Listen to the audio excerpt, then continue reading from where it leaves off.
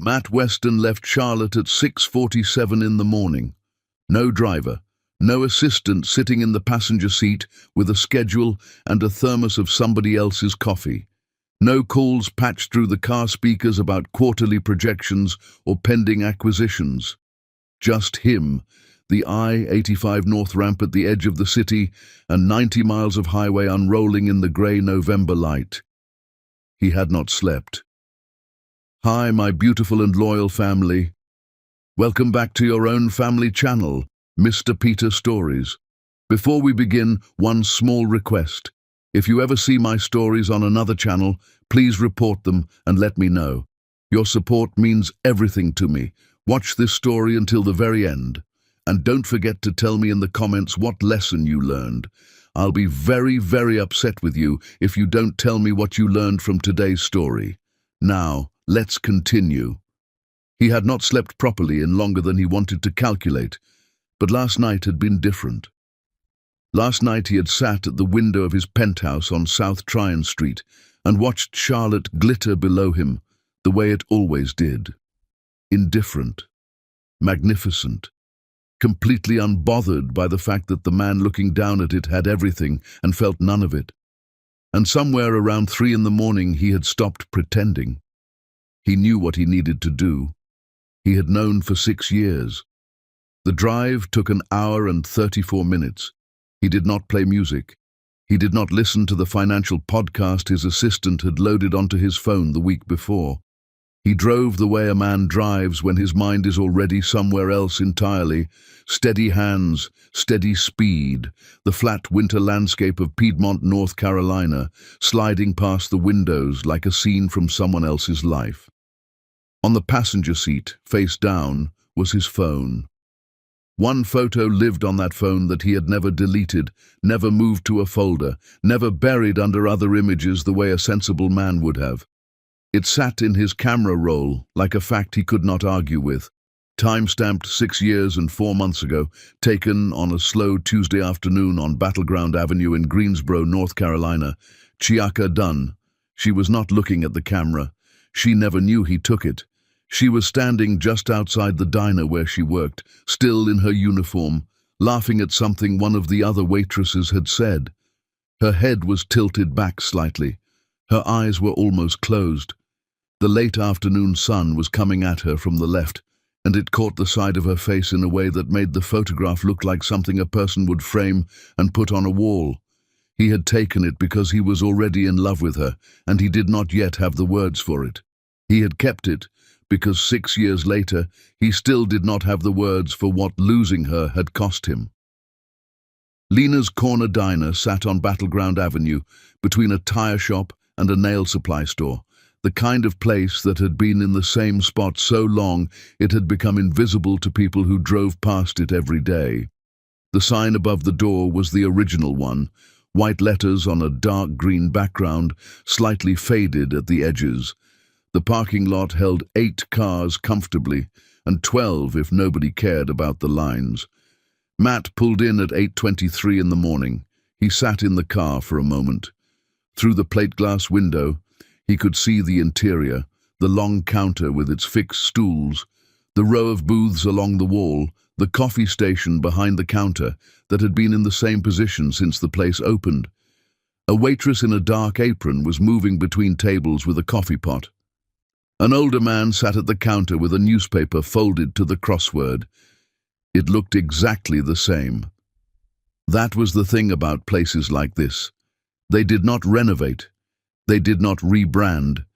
They just kept being themselves, year after year, while everything around them changed and everyone who had ever mattered to you moved on. He got out of the car. The bell above the door announced him to nobody in particular. The warmth of the place reached him immediately. That particular diner warmth that is 1 part heating system and 3 parts decades of breakfast being cooked on the same flat-top griddle. The smell of butter and black coffee and something sweet that might have been pecan waffles hit him before he had taken 3 steps inside. A young woman behind the counter looked up. "Sit anywhere," she said. He did not sit anywhere. He walked to the counter and he took his phone from his coat pocket and he opened the camera roll and he turned the screen toward her. "I'm looking for someone," he said. "Her name is Chiaka Dunn. She used to work here." The young woman looked at the photo. Her expression shifted immediately. Not suspicion, not wariness, but the particular softness that comes across a person's face when they recognize someone they genuinely like. "Chiaka," she said, "she hasn't worked here in about 2 years. Do you know where she is?" "I know she has her own catering business now. Dunn and Dunny, I think it's called." She paused. "I don't have an address or anything." "That's all right," Matt said. "Thank you." He turned toward the booths. He found it without thinking. Second from the back, left side, the one with the slightly uneven table that rocked if you put your elbow on it wrong. He had put his elbow on it wrong approximately 40 times over the course of 2 years, and Chiaka had laughed at him every single time. He sat down. The young waitress came over with a coffee pot and poured without asking. He wrapped both hands around the mug and looked at the table and did not drink. He showed the photo to the cook when he came out to restock the counter. The cook, a large, unhurried man in his 50s with a graying beard, studied the image for a moment and said, "Sure, I remember Chiaka. Hard worker, good people." He did not have a number or an address either. The older man at the counter with the crossword looked up when Matt approached. He studied the photo through thick-lensed glasses and nodded slowly. "Chiaka Dunn," the man said, as though the name itself carried pleasant associations. "She used to bring me decaf even when I ordered regular because she said I was wound up tight enough already." He smiled at whatever memory that was. "I don't know where she's working these days, but she was always at that farmer's market on Yanceyville on Saturday mornings. Used to sell those little spiced nut packets." He tapped the side of his head. "Good memory for faces, even better for people worth remembering." Matt thanked him and went back to the booth. He stayed for 40 minutes. He drank the coffee without tasting it. He looked at the booth across from him where she used to sit, always with her back to the room because she spent her shifts facing the room, and when she was off, she wanted to face something that wasn't other people's needs. He had found that out on their 3rd time sitting here together, and he had thought at the time that it was the most quietly sensible thing he had ever heard another person say about themselves. She had known herself completely even then. He had been 28 years old, supervising the night shift at a logistics warehouse on the south side of Charlotte, driving a car with 200,000 miles on it, eating whatever was cheapest and fastest because he was working 80 hours a week trying to pull something out of nothing.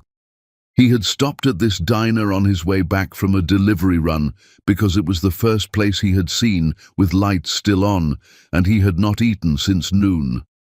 Chiaka Dunn had taken his order. She was 28 herself. She moved with the efficiency of someone who had been on their feet for 7 hours and intended to get through 3 more without complaint. She had not flirted with him. She had not performed anything. She had just taken his order and brought his food.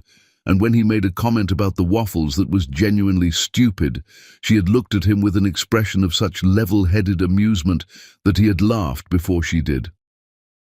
He came back the next day, and the day after that. On the 14th consecutive visit, she had sat across from him in this booth on her break and said, "You are either the most persistent man I have ever met, or you genuinely cannot find anywhere else to eat in this city. And since you told me last week you live in Charlotte, I don't believe it's the second one." He had told her the truth. He was coming back because of her. She had looked at him for a long moment with those steady, unhurried eyes, and then she had said, "I'll have coffee with you, one time. Don't make it strange." He had not made it strange. He had fallen in love with her instead, slowly and then entirely, the way a man falls in love when he is not expecting it and has no defenses prepared. And then the money came, and the contracts came, and the new world came with its new people and its new expectations and its unspoken insistence that a man ascending could not afford to carry things from the life he was ascending from. He had made the worst decision of his life. He had let her go, not honestly, not with a real conversation or a genuine accounting of what he was choosing. He had let the distance grow until it became the answer, and he had told himself she would be fine, that she was strong enough, that the life he was building had no room for what they had been. He sat in the booth now at 38 years old, with his name on 3 buildings in Charlotte and a net worth that would have been incomprehensible to the man who used to drive 90 miles for a cup of coffee and a conversation, and he understood with complete clarity that none of it meant a single thing. He picked up his phone.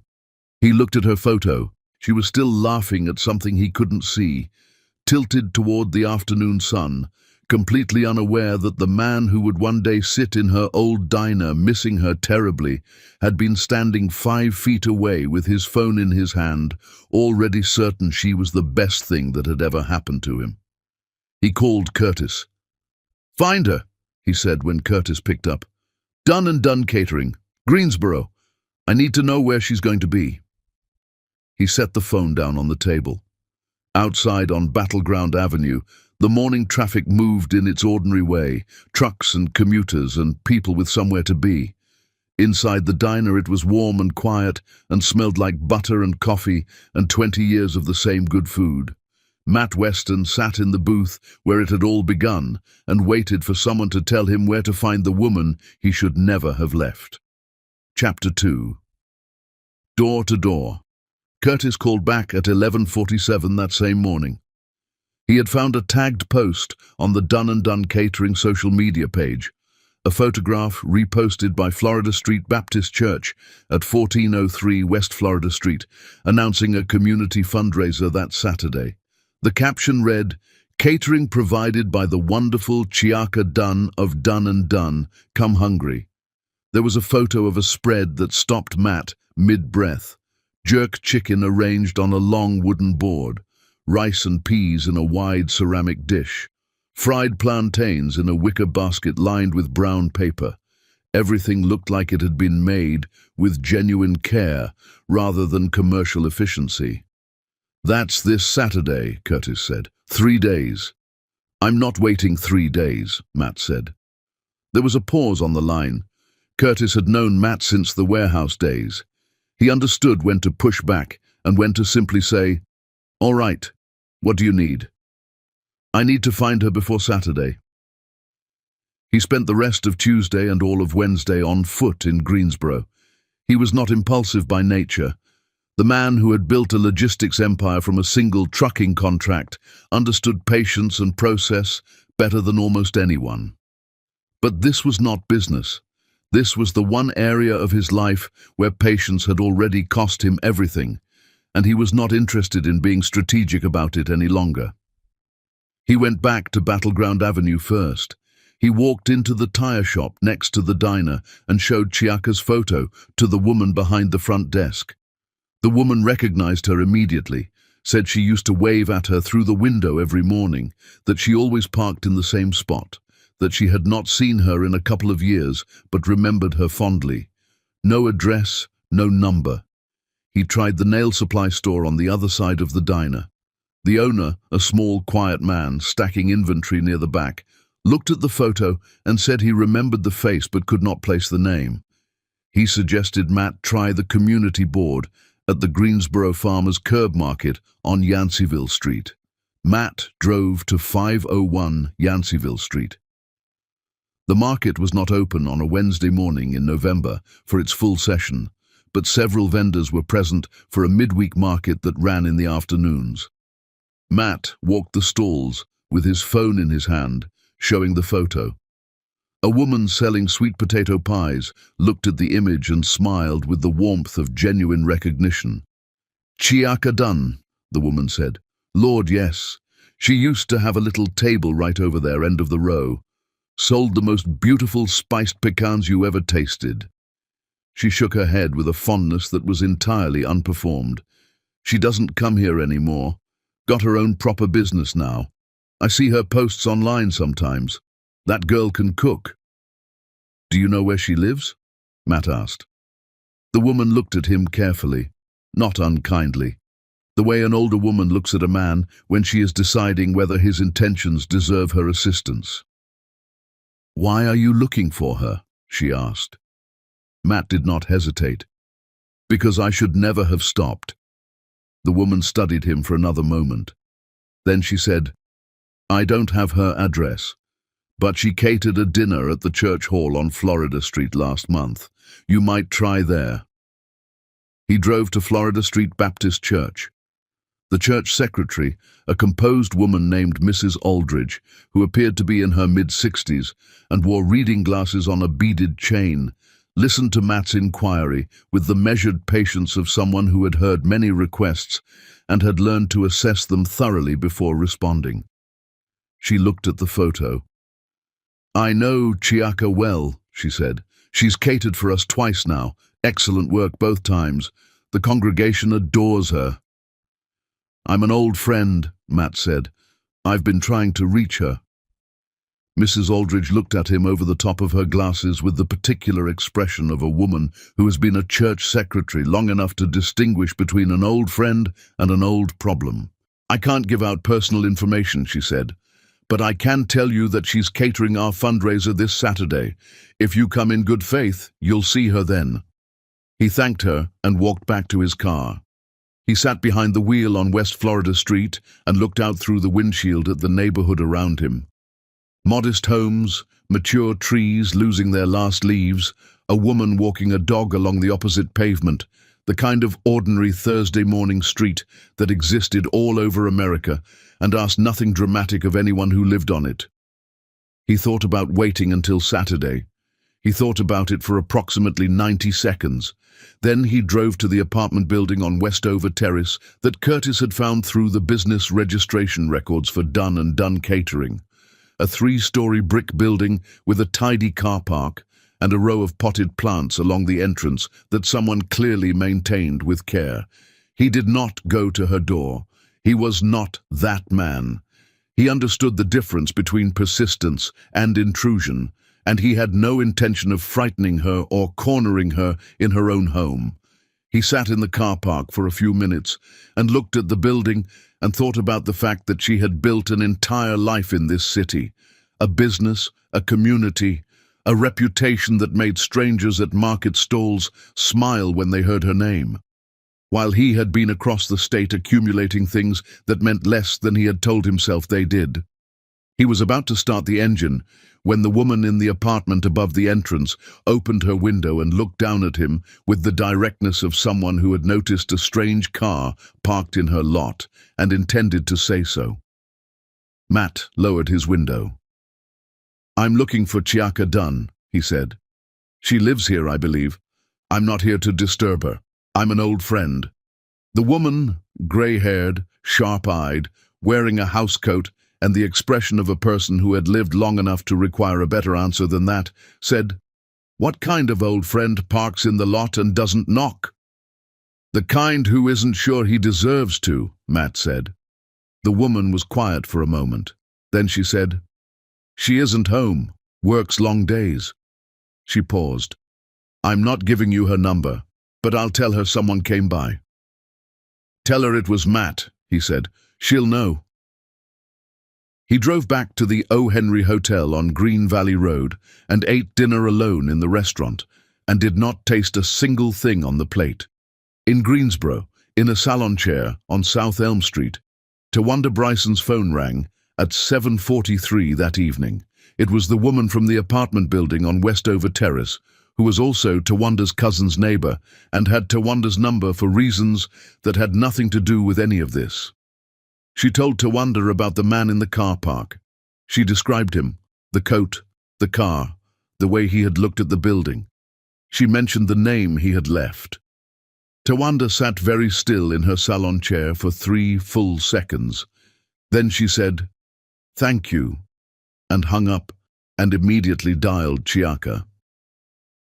Chiaka was in her kitchen on Westover Terrace, still in her work clothes, sitting at the table with a cup of tea she had made 20 minutes ago and not yet touched. She had been on her feet since 5 in the morning, preparing a delivery order. 42 servings of braised short rib with roasted sweet potato and collard greens, all packaged and delivered by noon. After that, she had driven across town to meet a potential new client, stood in a church hall for 40 minutes discussing a December event, driven home, showered, and sat down at the table with the tea. She had been sitting there for 20 minutes because she was tired in a way she could not fully account for. It was not the work. She had done heavier work days than this and felt fine afterward. This was a different kind of tired, a weariness that started somewhere inside and worked outward, settling in her bones and her shoulders and behind her eyes. She had been feeling it for about 3 months, off and on. She had told herself it was the change of season, the longer hours, the stress of running a one-woman operation through the autumn calendar rush. She picked up when she saw Tawanda's name. "Tell me something good," she said. Tawanda did not tell her something good. She told her about the man who had spent 2 days walking around Greensboro, showing a photo to strangers. She told her about Battleground Avenue and the market on Yanceyville Street, and the woman on Westover Terrace who had looked down at a man in a car park asking for Chiaka Dunn with the expression of someone carrying more history than he knew what to do with. She told her the name he had left. The kitchen went completely silent. Chiaka set her tea down very carefully on the table.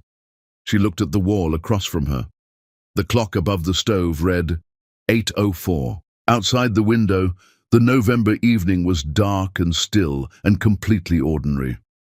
"Chiaka," Tawanda said, "say something." Chiaka said nothing for a long moment. Then she said, "Lock your doors." "That's not what I'm joking," Chiaka said.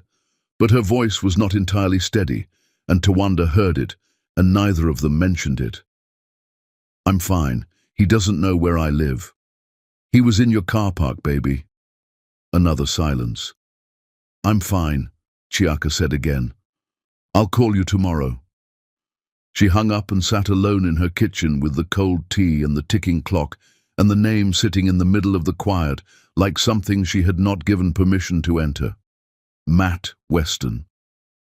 She had not said his name out loud in longer than she could honestly remember. She pressed her fingers against the side of her neck slowly, the way she had been doing lately when the fatigue came. A small private gesture she had not explained to anyone and did not intend to. She told herself it was a tension headache. She told herself it was the hour and the long day and the cold weather moving in. She told herself a great many things.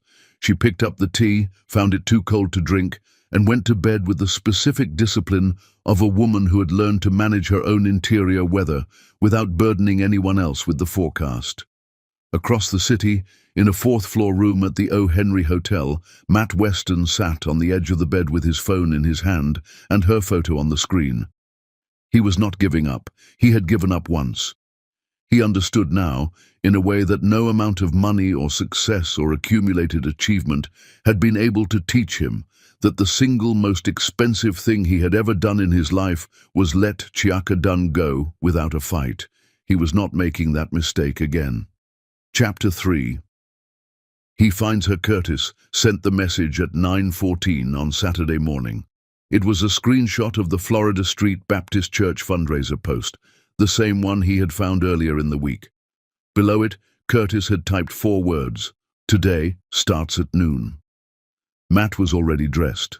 He drove from the O. Henry Hotel on Green Valley Road through the Saturday morning streets of Greensboro with the particular calm of a man who has made a decision he intends to see through regardless of how it lands. The city moved around him in its weekend rhythm, families walking to cars with children in tow, a man hosing down his front steps, a produce truck idling outside a corner store on the way down Summit Avenue. Greensboro on a Saturday morning was unhurried and unimpressed by urgency, and Matt drove through it at exactly the speed limit. He arrived at Florida Street Baptist Church at 11:41. The fundraiser was not yet open to the public. The car park held a handful of vehicles, volunteers probably, and whoever was setting up inside. Matt parked at the far end and sat for a moment.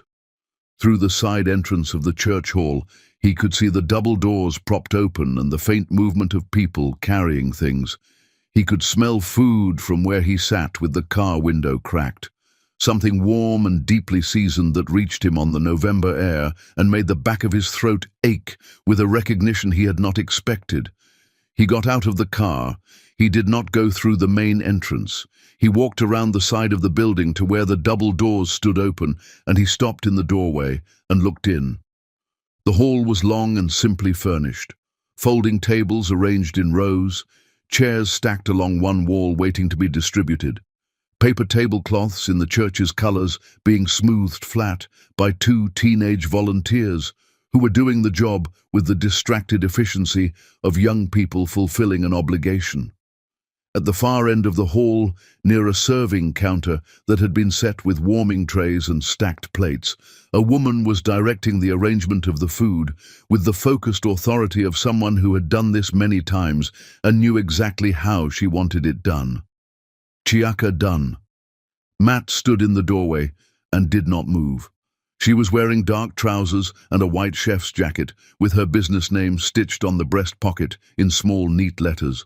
Her hair was pulled back. She was speaking to a young man beside her, her assistant clearly, gesturing at the position of the warming trays with the specific decisiveness of someone whose instructions did not require repetition. She adjusted the angle of a serving spoon. She lifted the lid on a tray, checked the temperature of something, replaced the lid with a small, satisfied nod. She moved with the same efficiency he remembered, the same complete self-possession, the same quality of being entirely present in whatever she was doing, as though the task in front of her deserved her full attention and she intended to give it. She was 34 years old, and she looked like someone who had built something real and knew it. He stood there for longer than he meant to. Then she turned to reach for a stack of serving tongs on the counter behind her, and she saw him. The hall was not silent. The teenagers were talking. The assistant was moving a tray. Someone was opening a door somewhere deeper in the building. But in the space between Chiaka's eyes, finding Matt's and the next moment arriving, everything in the room seemed to lose its sound. She did not drop what she was holding. She did not take a step backward. She looked at him with an expression that was absolutely still, not blank but contained, the way a person looks when they are processing something they have been privately preparing for and are still not ready for, now that it has arrived. She looked at him for 3 full seconds. Then she looked back at the serving tongs in her hand and placed them on the counter with deliberate care and said, without raising her voice, "I have 40 people to feed." "I know," Matt said. "Then you know this is not the time." "I'm not here to make a scene," he said. "I just needed to see you." She did not answer immediately. She picked up a ladle and checked the alignment of the warming tray nearest to her, with the focused attention of a woman who was using the task to anchor herself. "You've been showing my picture to people," she said. It was not a question. "Yes. Mrs. Aldridge at the church called me on Thursday. I figured she might. The woman on my street called to wonder. I figured that too." She finally looked at him again, direct, steady. The gaze of a woman who had learned over 34 years of absorbing difficult things to look at them without flinching. "What do you want, Matt?" He took his phone from his pocket. He opened the camera roll. He walked across the hall, slowly, no sudden movements, the way you move towards something you do not want to frighten. And he held the screen out toward her. She looked at the photo. She was quiet for a moment that stretched longer than either of them acknowledged. In the image, she was 28 years old, standing outside a diner on Battleground Avenue in the afternoon sun, laughing at something she could not now remember, completely unaware that the man beside her had already decided she was the most important person he had ever met. "You kept that," she said. "I never deleted it."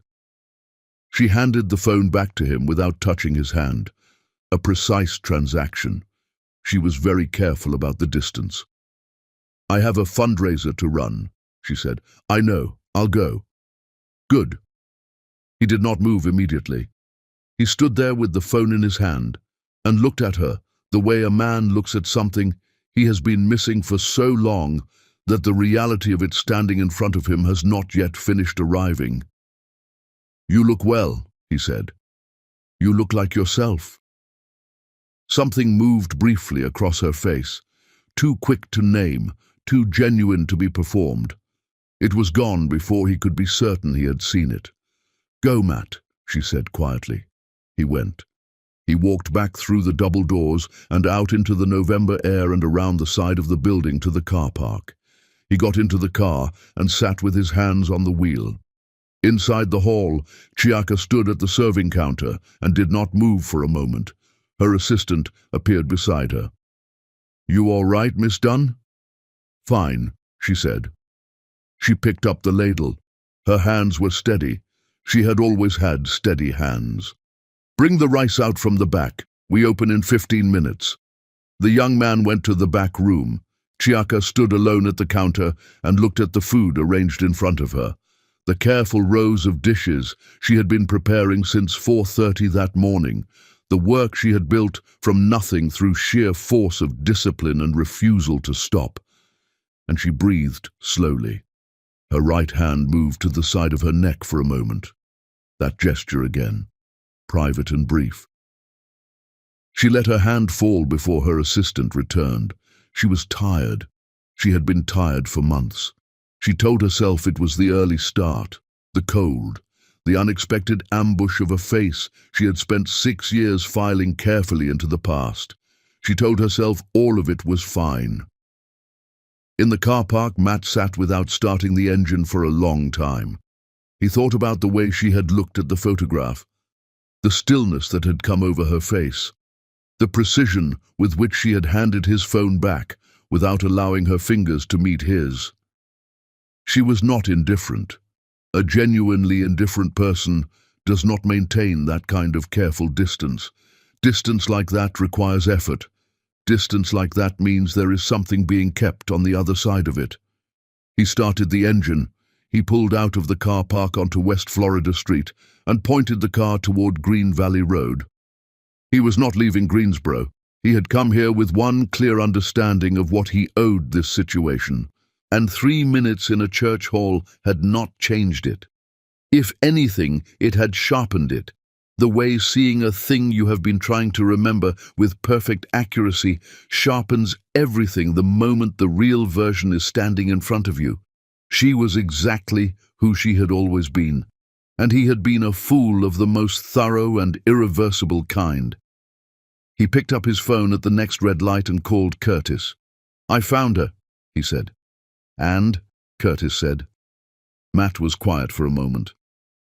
Outside the window, Greensboro moved past in its ordinary Saturday way, unhurried and unimpressed.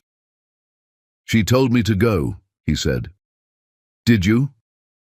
From the church, not from the city. Curtis made a sound that was not quite a laugh and not quite a sigh, but occupied the precise territory between them. What do you need? Nothing right now, Matt said. I just needed to hear a voice that wasn't surprised by any of this. I'm not surprised by any of this, Curtis said. I know, Matt said. That's why I called you.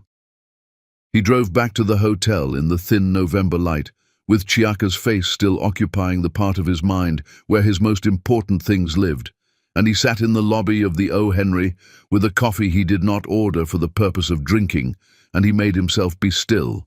He was good at building things. He was going to need to be better at this. Chapter 4. Rohan and Beverly. Rohan Dunn found out on Sunday morning. He did not find out from Chiaka. He found out from Tawanda, who had been holding the information for approximately 18 hours and had reached the outer limit of her capacity to sit on it. She called him at 8:45 while he was drinking coffee on the front steps of his workshop off Market Street, and she told him everything: the photo search, Battleground Avenue, the farmer's curb market on Yanceyville Street, the car park on Westover Terrace, the church hall on West Florida Street, where Matt Weston had walked through the double doors the previous morning and stood there looking at Chiaka like a man who had driven across the state and intended to keep driving until someone stopped him. Rohan listened to all of it without interrupting. When Tawanda finished, he said, "Where is he staying?" "Rohan, I'm not going to do anything stupid," he said. "I just need to know where he is." Tawanda told him about the O. Henry Hotel on Green Valley Road because she knew Rohan well enough to understand that withholding information from him only made him more determined. And a determined Rohan, moving without information, was considerably more dangerous than a determined Rohan who knew exactly where he was going. He drove to Green Valley Road. He parked in the hotel lot and walked through the lobby with the unhurried confidence of a man who belonged wherever he decided to be. At the front desk, he gave Matt Weston's name and said he was an old acquaintance. The desk clerk called the room. There was a pause. Then the clerk said Mr. Weston would be down in a few minutes and would he like to wait in the lobby. Rohan sat in one of the lobby chairs and waited. He was 36 years old. He had spent 4 years in the army and another 10 building custom cabinets in a workshop he owned outright on Market Street. He was not a large man in the way that announces itself immediately, but he occupied space with a solidity that people registered without quite knowing why.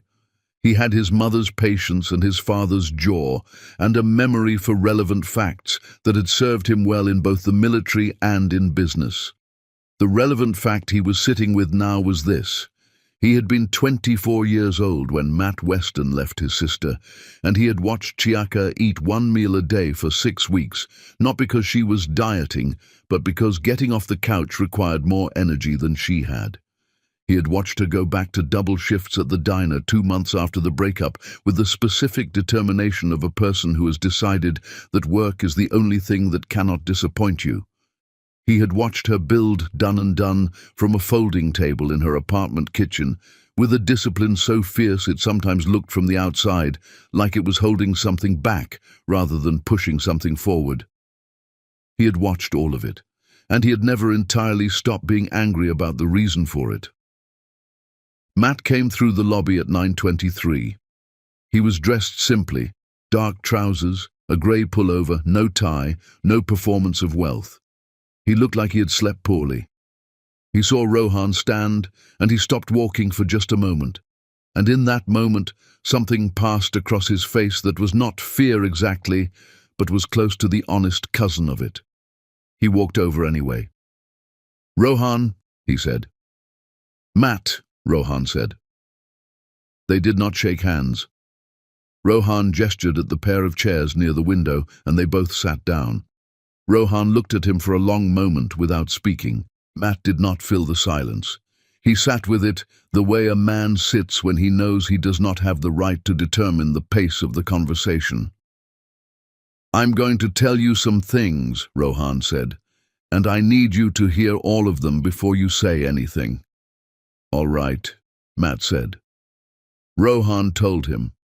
He told him about the 6 weeks after Matt left, the meals, the couch, the way Chiaka had cried with a silence that was worse than noise because it meant she was trying not to burden anyone with it. He told him about the morning he had driven over to her apartment unannounced and found her sitting on the kitchen floor with her back against the cabinet, not distressed in any visible way, just sitting there. And when he asked her what she was doing, she had said she was resting, and the way she said it made it clear she had not rested in a very long time.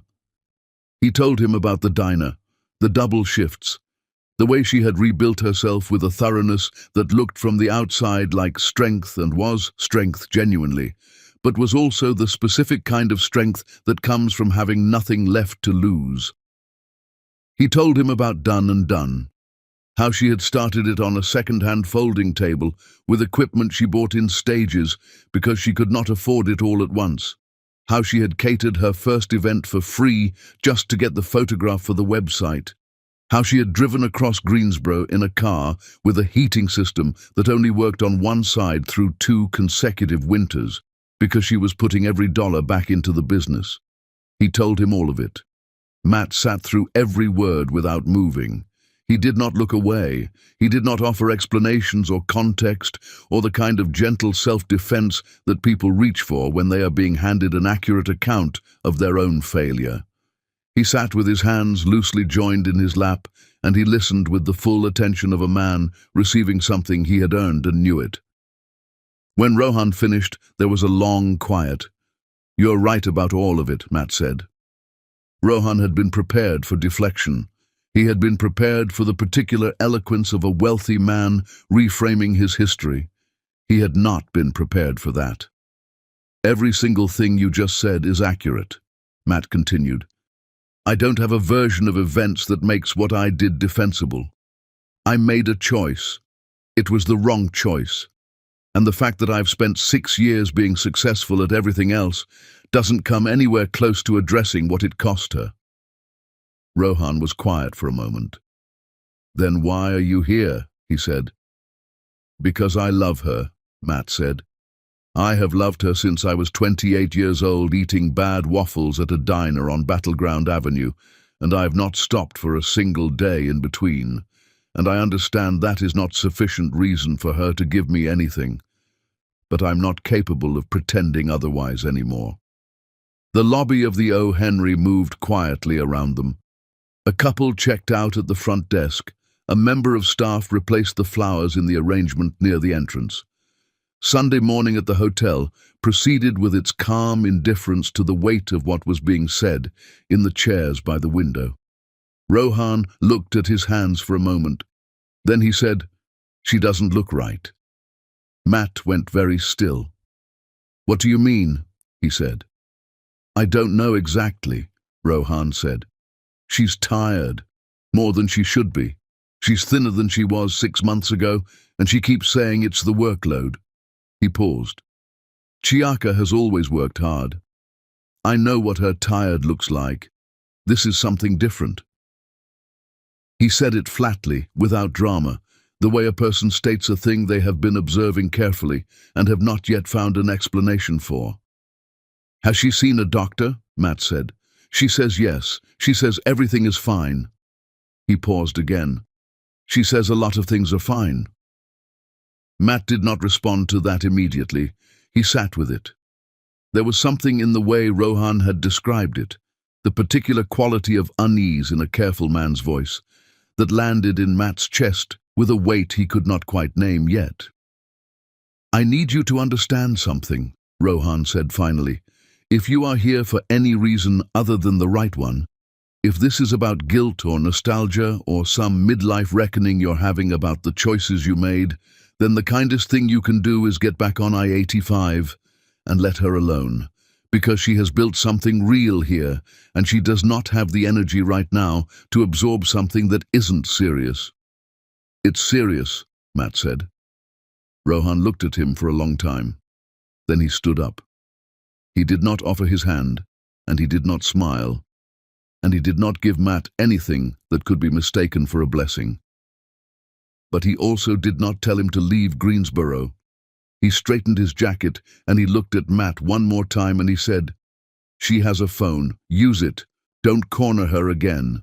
He walked through the lobby and out through the main entrance, and the door closed behind him with a soft, final sound. Matt sat alone in the chair by the window for a long time.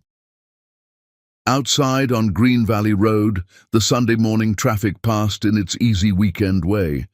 Inside the lobby of the O. Henry, the staff moved and the guests moved, and the hotel went about its business. Matt sat still and thought about what Rohan had said. Not the warning, not the history he had recounted with such precise and deserved accuracy. The other thing, she doesn't look right. He picked up his phone and looked at her photo for a long time. She was laughing in it. Her head tilted back, her eyes almost closed, the afternoon light catching the left side of her face. He did not know what it meant yet, but something in him that had been still for years was paying attention now in a way it had not been before, and he did not know what to do with that yet, except carry it carefully and not look away. Chapter 5.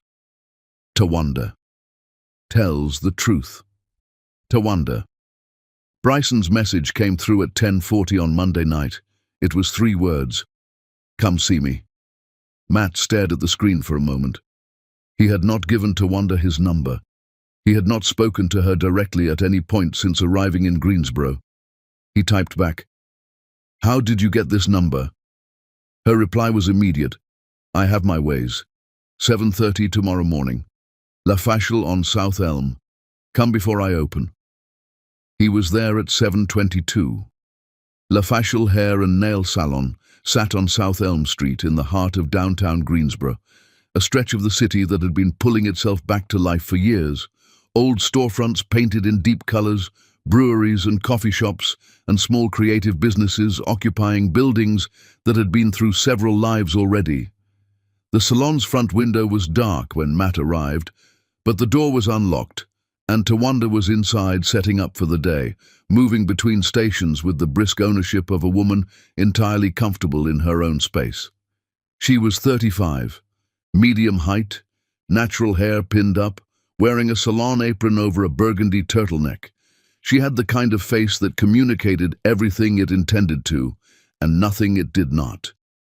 She pointed at the styling chair nearest the window, without looking up. "Sit," she said. Matt sat. She brought 2 cups of coffee from the back room and set one in front of him, and kept one for herself, and then she leaned against the station across from him and looked at him with the direct, unhurried assessment of a woman who had been forming her opinion of him for 6 years and was finally in a position to deliver it in person. "I want to tell you some things," she said, "and I need to know before I start that you are genuinely here for the right reason and not just having some kind of wealthy man's crisis of conscience." "I'm here for her," Matt said. "That's not quite what I asked." He looked at her steadily. "I have loved Chiakadun since I was 28 years old. I made the worst decision of my life when I let her go, and I have been aware of that every single day since. That is why I am here." Tawanda studied him for another moment. Then she nodded once, with the economy of a woman who has made a decision and does not require ceremony around it. "All right," she said, "then listen." She told him things he had not known. She told him that in the months after he left, Chiaka had not told a single person the full extent of what she was going through. Not her mother, not Rohan, not even Tawanda, who had known her since they were both 22 and trading sections at the diner on slow Tuesday afternoons. Chiaka had distributed her pain in careful, manageable portions, enough to seem human, not enough to alarm anyone. She told him about the night she had shown up at Chiaka's apartment with food and found her sitting at the kitchen table with a letter in front of her, a letter in an envelope with no return address. Chiaka had folded it quickly when Tawanda came in and said it was nothing, just a bill, and changed the subject with the smooth efficiency of a woman who had spent her whole working life managing other people's comfort. Tawanda had known it was not a bill. 3 years ago, Tawanda said, looking at him with an expression that was not accusatory but was not gentle either. "You sent her a letter." Matt went still. "You sent it, and then you did nothing," Tawanda continued. "No follow-up, no call, no appearance on her street, just a letter, and then silence." She paused. "Do you know she still has it?" The salon was very quiet. "She keeps it in her bedside drawer," Tawanda said. "I found out by accident about a year ago. She didn't know I'd seen it. I never told her I knew." She looked at him. "That woman put your letter in her bedside drawer and kept it there for 3 years, Matt. Not because she was waiting for you. She would die before she admitted she was waiting for anyone. She kept it because on the nights when she wondered whether any of it had been real, whether she had imagined the whole thing, built it up in her memory into something it never actually was, she could open that drawer and read it and know that it had been real." Matt looked at the floor for a moment. Then he looked back at Tawanda. "I sent it and I got scared," he said. "I told myself she had moved on. I told myself showing up after 3 years of silence would be an intrusion. I told myself a dozen things that were all versions of the same cowardice, dressed up as consideration. Yes, Tawanda said simply. That's exactly what it was. He received that without argument. Tawanda drank her coffee and looked at him steadily. She was deciding something. He could see it. She was measuring what she had already told him against what she was still holding, running the calculation of a woman who was deeply loyal to her friend and was trying to determine whether this man in front of her had earned the rest of it. She set her cup down. "There's something else," she said. "And I'm telling you this not to frighten you and not because it's my information to give. I'm telling you because somebody needs to be paying attention, and I'm not sure Chiaka is going to let that somebody be anyone who loves her." Matt waited. "She isn't well," Tawanda said. "I don't know exactly what's wrong. She won't tell me. She says it's nothing, it's tiredness, it's the season. But I have known that woman for 12 years, and I know what her tired looks like. And I know what she looks like when she is carrying something she has decided nobody else gets to carry with her." She leaned forward slightly. "She took painkillers with her coffee last Wednesday morning when she thought I wasn't watching. I was watching. She didn't know." Tawanda's voice was steady, but the steadiness was doing work. "She has lost weight since the summer. She moves more carefully than she used to, not dramatically. You'd miss it if you weren't looking for it. But I'm looking for it." She sat back. "I've tried to talk to her. She redirects me every time with a skill that would impress you. She is the most capable deflector I have ever met in my life, and I have known some world-class deflectors." She paused. "I don't know what's happening with her body, but something is happening, and she is handling it the way she handles everything, alone and in silence, and with complete determination that nobody around her should be inconvenienced by it." The street outside had begun to come alive. A delivery van rolled past. A woman unlocked the door of the bakery across the road. South Elm Street was starting its day in its ordinary way, entirely unaware of what was being said in the chairs by the window of the nail salon. Matt sat with everything Tawanda had told him. He thought about Rohan saying she doesn't look right. He thought about the gesture he had noticed in the church hall, her hand moving briefly to the side of her neck, a private and unguarded motion she had not seemed to know she was making. He thought about the photograph on his phone, her head tilted back in the afternoon sun, laughing with her whole self. Something settled in his chest that was not quite fear and not quite grief, but was made of components of both, and it did not move when he breathed. He was quiet for a long moment. Then he said, "What do you need from me?" Tawanda looked at him. The question seemed to have landed differently than she expected. She was quiet for a beat. "I need you to be serious," she said. "Not the kind of serious that shows up for 2 weeks and then gets pulled back to Charlotte by a business crisis. The kind that stays.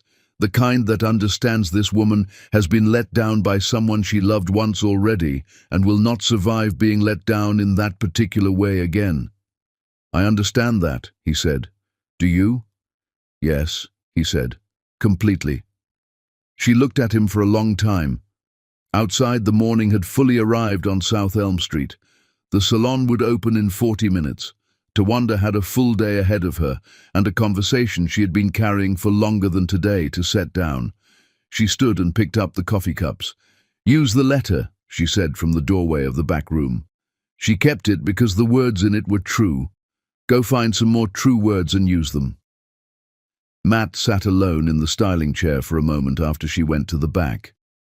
He looked out through the salon window at South Elm Street in the morning light. The old storefronts and the new paint and the particular stubborn vitality of a street that had refused to disappear. He thought about Chiaka, building her business in this city, catering church fundraisers and community dinners, driving across Greensboro in a car with one working heater, buying equipment in stages, putting her name on everything she made with the quiet insistence of a woman who had decided that her work was going to mean something even when everything else had disappointed her. He thought about the letter in the bedside drawer. He got up from the chair and set the empty coffee cup on the counter and walked out onto South Elm Street into the cold November morning. That evening, alone in his room at the O. Henry Hotel, he did not look at spreadsheets or take calls or respond to the 17 messages Curtis had forwarded from people who needed things from him. He sat on the floor at the foot of the bed, and he put his face in his hands, and he wept. Not with elegance, not with the composed sorrow of a man who has processed his emotions thoughtfully and arrived at grief in an orderly fashion. He wept the way a man weeps when he has been holding something for 6 years, and a woman in a nail salon on South Elm Street has finally taken away the last reason to keep holding it. He wept for what he had left, for the letter he had sent and not followed, for the drawer it had lived in for 3 years, and then he got on his knees on the hotel room floor, and he prayed. It was not an eloquent prayer. It was not the kind of prayer a man composes in advance. It was a man talking to God in the plain language of someone who has run out of other options and is finally willing to admit it. He asked for her to be all right. He asked for the chance to be in the room when she needed someone and to be the kind of man who was worth having in the room. He stayed on his knees for a long time. When he stood up, his face was wet and the room was dark, and outside on Green Valley Road, the city was going about its evening without him. He picked up his phone. He called Chiaka's number for the first time. It rang 4 times and went to voicemail. Her voice on the recording was businesslike and warm, the voice of a woman who ran something real and wanted you to know it. He listened to it. Then he said, "It's Matt. I know you're not going to call back tonight, and that's all right. I just needed you to know I'm still here. I'm not going anywhere. Take whatever time you need." He hung up. He sat on the edge of the bed in the dark room, and he waited, without expectation, for whatever came next. Chapter 6. Felicia Moves. Felicia Crane arrived in Greensboro on a Tuesday afternoon.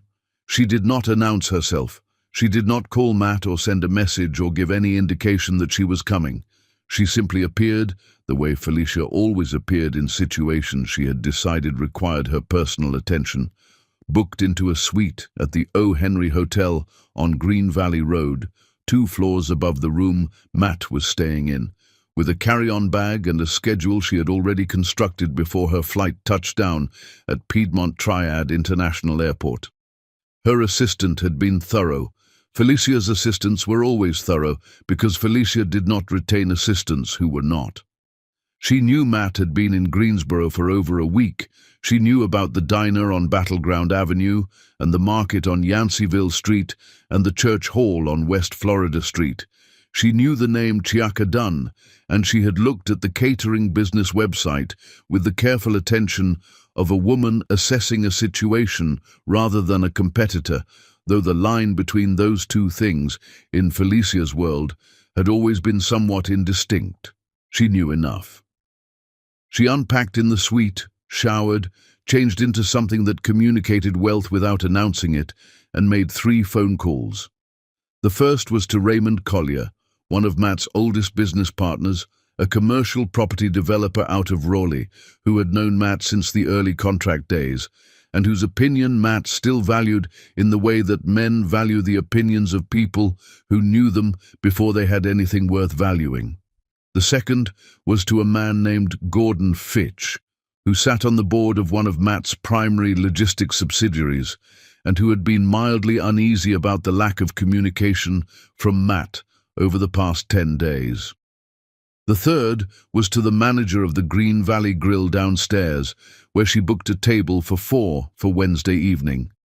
She did not call Matt. The dinner on Wednesday was elegant and unremarkable on its surface. 2 business associates catching up over a meal, Felicia joining as a gracious mutual acquaintance, conversation moving through the easy topics of the industry before landing, with what appeared to be natural inevitability, on Matt's recent absence from Charlotte. Felicia said very little. She did not need to say very much. She asked questions that planted seeds, and then let Raymond Collier and Gordon Fitch water them with their own anxieties. She mentioned with the precise casualness of someone who has rehearsed precision that Matt seemed to be going through something personal, that she was concerned, that she hoped it would not affect the Meridian contract renewal, which was coming up in 6 weeks and required Matt's direct involvement. She said all of this with the warmth of a woman who genuinely cared about everyone at the table. She was extraordinarily good at this. Matt found out about the dinner the following morning. Curtis called at 7:58 and delivered the information in the flat, efficient manner of a man who understood that the most useful thing he could do in this moment was provide facts without editorializing. Matt listened to all of it. He was quiet for a moment. Then he said, "How bad is it?" "Collier called me last night," Curtis said. "He's not pulling out of anything, but he's nervous. The Meridian people have already heard something through Fitch. They want a call this week." "Set it up," Matt said. "Tomorrow morning. I'll handle it." "And Felicia?" Matt was quiet again. In the 6 years since he and Chiaka had ended, or rather, in the careful, dishonest language he had always used for it, since things between them had faded, Felicia Crane had occupied the space that money and ambition and the social architecture of the world he had built created for someone like her. She was intelligent and capable, and she moved through his professional world with an ease that was genuinely useful. She had never pretended to love him, and he had never pretended otherwise in return, which had seemed at the time like a sophisticated arrangement and revealed itself gradually as simply an expensive way to be lonely. He had ended it 4 months ago. She had not accepted that. He understood now that she had come to Greensboro not because she wanted him back in any genuine sense, but because she understood, with the precise instincts of a woman who had spent 15 years navigating the intersection of money and influence, that whatever was happening in Greensboro was a threat to the leverage she still believed she held. "I'll call her," Matt said. "Matt, I'll handle it," he said. "All of it. Set up the Meridian call and let me know the time." He ended the call and sat for a moment in the chair by the window. Then he picked up his phone and called Felicia. She answered on the second ring, which told him she had been expecting the call. She said his name with the warm familiarity of a woman greeting an old friend, which told him she had decided on her approach in advance. He did not match her tone. "I know about the dinner," he said. A brief pause. Felicia was rarely caught without a response, but she was occasionally caught between them. "I had dinner with some colleagues." "Raymond Collier and Gordon Fitch are not your colleagues," he said. "They are mine, and you told them I was emotionally compromised." I expressed concern. "Felicia." His voice was not raised. It did not need to be. It had the quality that very few voices develop, the absolute flatness of a person who has decided that this conversation has one purpose and no detours will be permitted. "We are done. That ended 4 months ago, and it ended clearly. What you did last night was not concern. It was an attempt to create professional consequences for a personal decision I made, and I need you to understand that it has not worked, and it will not work, and I need you to go back to Charlotte." Silence on the line. "There is a woman here," Felicia said. Her voice had shifted. The warmth was gone, and what was underneath it was something considerably more honest. "A caterer." "Yes," Matt said. "You left everything for a caterer." "I left nothing," he said. "I am conducting my business from Greensboro for a few weeks, and I am also attempting to repair the most significant mistake I have ever made. Those two things are not in conflict, and they are not your concern." Another silence. Longer this time. "I'll have my team contact the Meridian people directly," Felicia said. You will not, Matt said. I will call them tomorrow morning and I will handle it. Do not contact any of my business associates again. He ended the call. He sat for a moment. Then he called Curtis back and told him to monitor Felicia's communications with anyone in the business network and to flag anything that required a response. Curtis said he would. Matt thanked him and ended that call too. He looked out the window at Green Valley Road. The Meridian contract was worth $38 million over 3 years. Losing it would not damage him seriously. He had built the company well enough that no single contract was existential. But it would be a distraction, and distractions right now felt like a cost he was not willing to absorb. He thought about Chiaka. He thought about the fact that she had no idea any of this was happening.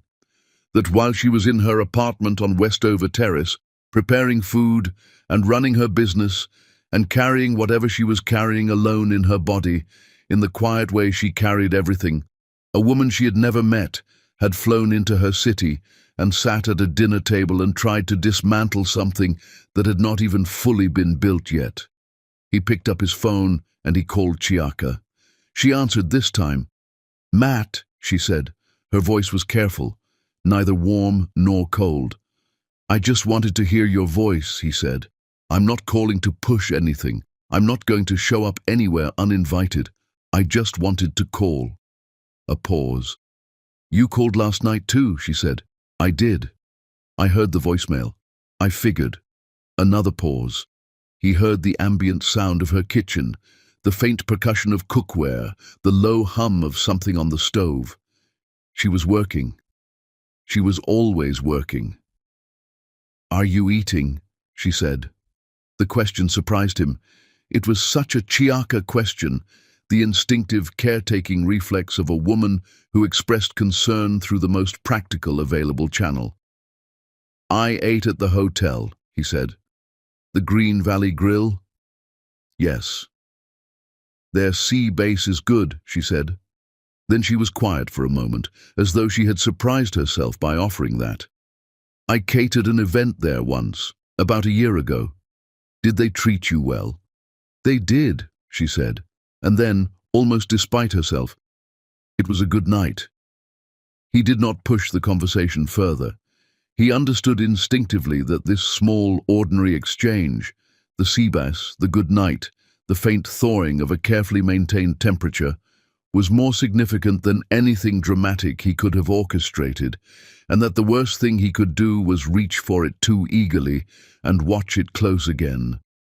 "Get some rest," he said. "You work too hard." She made a sound that was not quite a laugh. "Look who's talking." "I mean it," he said. A brief silence. "Good night, Matt," she said. "Good night, Chiaka." He sat with the phone in his hand after she hung up and looked at the wall of the hotel room. Outside on Green Valley Road, the Tuesday evening traffic moved in its ordinary way. He thought about the sea base. He thought about the good night. He thought about a woman standing at a stove in an apartment on Westover Terrace, working at 10 o'clock in the evening because she had a business to run and standards to maintain, and an entire life she had assembled without him, piece by careful piece, and how extraordinary it was that she had answered the phone at all.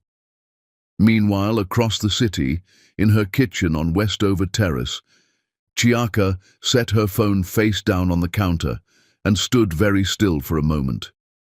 Then she pressed the back of her hand against her side, briefly, the way she had been doing for months when the dull, insistent ache arrived to remind her of itself. She breathed through it. She turned back to the stove. She did not call anyone. She did not look anything up on her phone. She did what she always did with the things she was not ready to face. She placed them carefully to one side of her attention, and she kept moving forward, and she told herself there would be time to deal with it later. There was always time later. She told herself that, too. Chapter 7. The letter. Matt called Chiaka on Thursday morning at 8:45. She was in her car outside a wholesale food supplier on Wendover Avenue, loading the last of a delivery into the back when the phone rang. She looked at the screen. She set the last box down carefully and leaned against the car and answered. "I need to ask you something," Matt said, "and I need you to know before I ask it that I am not trying to corner you or make you uncomfortable. I just need to know something that is true." She was quiet for a moment. "Ask." "Tawanda told me about the letter," he said. The street sounds continued around her. A truck reversing in the loading bay nearby, a radio playing somewhere inside the warehouse, the ordinary noises of a Thursday morning in Greensboro conducting itself without awareness of what was being said on the pavement outside. Chiaka did not respond immediately. "She had no right to tell you that," she said finally. "She told me because she is your friend, and she thought it mattered. What I keep in my own home is my business." "You're right," he said. "It is. I'm not calling to make you feel exposed. I'm calling because if what she told me is true, then I owe you something and I intend to pay it." Another silence. "What do you owe me?" Chiaka said. Her voice was careful, not hostile. Careful, the way a person is careful when they are standing near something that could hurt them and they have not yet decided whether to step closer or back away. "An explanation," Matt said, "for why I sent it and then disappeared again, for why I spent 3 years working up to 4 pages of honesty and then couldn't follow it with a single phone call." She did not answer. "Can I come over?" he said. "Not to stay, not to make anything into more than it needs to be. Just to sit at your table and have a real conversation." A long pause. "Give me an hour," she said. She drove back to Westover Terrace, and she did not call Tawanda on the way. She did not call Rohan or her mother. She parked in the lot, and she sat in the car for a few minutes, the way she had been sitting in cars lately. Not thinking exactly, just allowing herself to arrive in the present moment before she was required to perform composure in front of someone who was looking for cracks in it. She went upstairs. She made coffee. She changed out of her work clothes into something comfortable, and she straightened the kitchen the way she always straightened things when she was nervous, not dramatically, just bringing everything into its proper alignment, the cups on their hooks, the dish towel folded, the counter clear. She sat down at the table. She was aware of the drawer in the bedroom. She did not go to it. Matt knocked at 9:53. She opened the door, and he was standing in the hallway with his coat over his arm and no performance about him. No flowers, no prepared expression, nothing staged. He looked like a man who had driven across the city to have a conversation he was afraid of and had decided that the only way to have it was plainly. She stood back and let him in. He sat at the kitchen table where she indicated. She poured 2 cups of coffee and sat across from him. The apartment was small and warm and smelled of the morning's cooking and the particular orderly quietness of a home that one person has arranged exactly to their own satisfaction. Matt looked around briefly, just once, taking it in. Then he looked at her. "The letter," he said. "The letter," she said. "I wrote it over about 6 weeks," he said. "I started it and stopped it more times than I can count. I wrote things and crossed them out and rewrote them. I have never in my life spent that much time on 4 pages of anything including business contracts worth 8 figures. He paused. "I sent it because I had reached the point where not saying the things in it was costing me more than saying them. I thought sending it was the brave thing. I told myself it was the brave thing. And then," she said, "and then I waited for a response that never came, and I told myself you had moved on," he said. "I told myself that your silence was an answer, and that showing up after 3 years would be an intrusion. I told myself I was respecting your decision." He stopped. None of that was true. All of it was fear. I had found a way to be honest on paper, and I could not find the same courage in person, and so I hid behind the interpretation that suited me. Chiaka wrapped both hands around her coffee cup. She looked at the table for a moment. Then she said, "I didn't respond because I didn't know how to." He was quiet. "I read it 4 times the day it arrived," she said. I read it 4 times, and then I put it in the drawer because if I kept it on the table, I was going to do something with it that I wasn't ready for. She paused. I was angry, not because of what was in it, because of the timing. 3 years, Matt. 3 years of nothing, and then 4 pages of everything I had needed to hear at 28 sitting in my mailbox, like it had simply been delayed in transit. I know, he said. I didn't know how to respond to it without either forgiving you completely or telling you exactly how much damage had been done, she said. And I wasn't ready for either of those things, so I said nothing, and then you said nothing, and eventually the silence just became the situation. He nodded. She looked at him directly. Why did you keep the photo? Because it was the truest picture I had of another person, he said. Because every time I looked at it, I remembered what it felt like to be someone who hadn't yet made the mistake he was about to make, because I couldn't delete it without deleting the last honest version of myself. The kitchen was very quiet. Outside on Westover Terrace, a car passed. Somewhere in the building above them, a door closed, the small sounds of an ordinary Thursday morning continuing regardless. I kept the letter for the same reason, Chiaka said. Not because I was waiting. I need you to understand that. I was not sitting in this apartment, waiting for Matt Weston to come back. I know that. I built something real here, she said. I built it without you, and I built it well, and I am proud of it. You should be, he said. You should be extraordinarily proud of it. She looked at him. Something in his face was different from the 28-year-old she had known, the particular quality of a man who has been through enough to stop performing certainty. He looked like someone who knew exactly what he had and exactly what it had cost him, and was no longer interested in pretending otherwise. The letter, she said quietly, the things you said in it, were true, he said, all of it, every word. You said you had never loved anyone the way you loved me. I haven't. You said the money meant nothing without someone to come home to. It doesn't.